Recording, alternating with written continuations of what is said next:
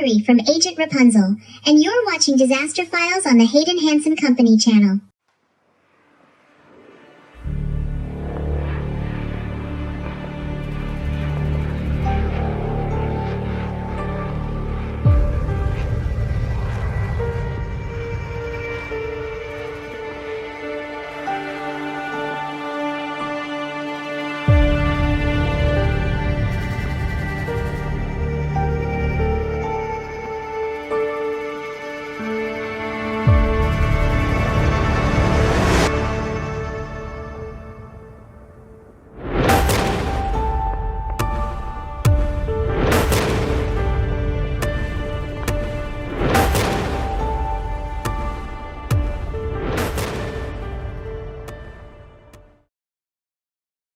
Hi, I'm David.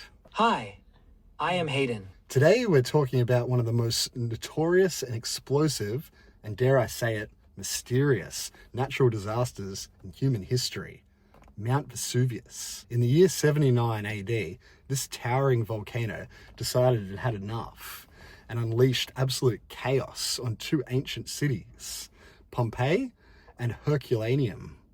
The eruption was so intense, it wiped these places off the face of the earth, leaving them buried for nearly 1700 years. But here's the thing, was it really as sudden and unpredictable as we've been led to believe? Or were there warning signs that people just ignored? I mean, when a giant mountain that can spew molten rock is just hanging out in your backyard, maybe you pay a little more attention. But hey, hindsight's 20,020, right? They didn't exactly have weather apps or seismographs back then. But that doesn't mean the disaster couldn't have been avoided or at least mitigated. There are a lot of theories that suggest the people of Pompeii might have seen this coming. Literally. Yeah, there are a lot of layers to this story, and we're going to dig deep into what really went down that fateful day. But first, let's set the scene. It's the summer of 79 AD, and Pompeii is thriving. We're talking about a booming metropolis of around 12,000 to 15,000 people. It's located near the Bay of Naples, a prime spot for trade and agriculture. You got bustling markets, luxurious villas, and bathhouses filled with the wealthy elites. Life was good, even by today's standards. This place was a Roman paradise. Pompeii was basically the ancient version of a vacation destination. The elite from Rome came down to relax, sip wine, and lounge around in the baths. It was like a resort town where everyone was balling out, except they were balling out next to one of the most dangerous volcanoes in the world. And that's what's wild. Mount Vesuvius was literally looming over them the whole time. But the thing is, Vesuvius had been quiet for centuries. The last time it erupted was around 1800 BC, and that was way before anyone living in Pompeii was born. To them, it was just a big, harmless mountain. Sure, there were occasional tremors, but nothing to suggest the apocalypse was around the corner. Yet. So, here's where it gets interesting. There were definitely warning signs. But did people take them seriously? Well, according to historians, the region had been experiencing for years before the eruption. In fact, a major earthquake rocked the area in about 17 years before Vesuvius blew. It caused serious damage to Pompeii and other nearby cities. But the people rebuilt and moved on like nothing happened. They didn't know these quakes were caused by volcanic activity beneath their feet. Yeah, they were like, oh, the ground's shaking? Must be Jupiter having a temper tantrum. No big deal.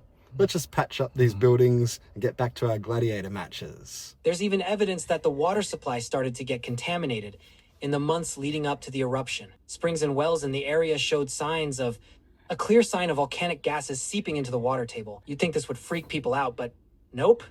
They kept on living their best lives. And to top it off, Pliny the Younger, a Roman author who witnessed the eruption from a distance, later wrote about strange animal behavior in the days leading up to it. Animals were freaking out, acting erratically, and if we know one thing from disaster movies, it's that when animals are running, you should probably run too. It's like all the warning signs were there, flashing in neon lights, and people just ignored them.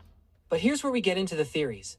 Some historians argue that the people of Pompeii weren't oblivious to the danger. Instead, they might have underestimated it, thinking it was just another earthquake or minor event. Others suggest that the cities actively the risks to protect their economy and property investments. After all, who wants to believe the city you've poured your wealth into is about to become an ash pit? And then fast forward to August 24, 79 AD. The day starts like any other. People are going about their business, shopping, eating, maybe even lounging in the bathhouses. And then around noon, everything changes. Mount Vesuvius finally decides to let loose. A massive explosion rocks the earth. A gigantic plume of smoke and ash shoots up into the sky. According to Pliny the Younger, the column of ash looked like a pine tree, rising miles into the air. This wasn't just a little puff of smoke. We're talking sending ash and debris into the stratosphere. People in Pompeii could see it from miles away, but instead of running, most of them just stood there. Yeah, classic disaster movie moment, right? Everyone's standing in the streets, staring up at this apocalyptic scene, thinking, huh, that's weird. Guess we'll just have to wait it out. And that's exactly what most of them did. Some historians believe the citizens of Pompeii thought it was just a regular volcanic smoke show. They had that the real danger was coming. Which brings us to the next phase of the nightmare, the rain of pumice stones. Now, these weren't your average pebbles. These were chunks of volcanic rock, some as large as your fist, being launched into the sky and falling at terrifying speeds. The city was getting pummeled from above, while a thick layer of ash started to blanket everything in sight. The ash started piling up at a rate of, that's about 6 inches of ash every hour. Imagine trying to breathe in that, let alone escape. It was getting harder and harder to see, let alone run for safety. And while all this was happening, the people of Pompeii were split. Some tried to flee, but a lot of them stayed behind, thinking it would all blow over soon. Some were reportedly even throwing volcano parties, drinking wine and watching the chaos unfold from their rooftops. I mean, I get it. Go out with a bang, right? But here's the thing, why did so many people stay behind? Theories abound. One idea is that they simply didn't understand the scale of the threat. Ancient Romans weren't exactly volcanologists. They probably thought, it's just a little ash, it'll pass. Another theory suggests that played a role. The wealthy elite might have refused to leave their lavish homes behind, while the poorer citizens didn't have the resources or the means to escape quickly. It was a disaster of as much as nature. Some historians even think there might have been a religious aspect to it. The Romans believed heavily in omens and signs from the gods. There's speculation that some of the citizens thought that this was a divine event, and that staying put was the right move to appease the gods. A pretty risky gamble, if you ask me. And then we have another theory that's a bit darker. People didn't want to believe their city was about to be destroyed. It's human nature to hold out hope, even in the face of overwhelming evidence. They thought they had more time, but they didn't. And then after about 18 hours of ash and pumice raining down, the real death blow came.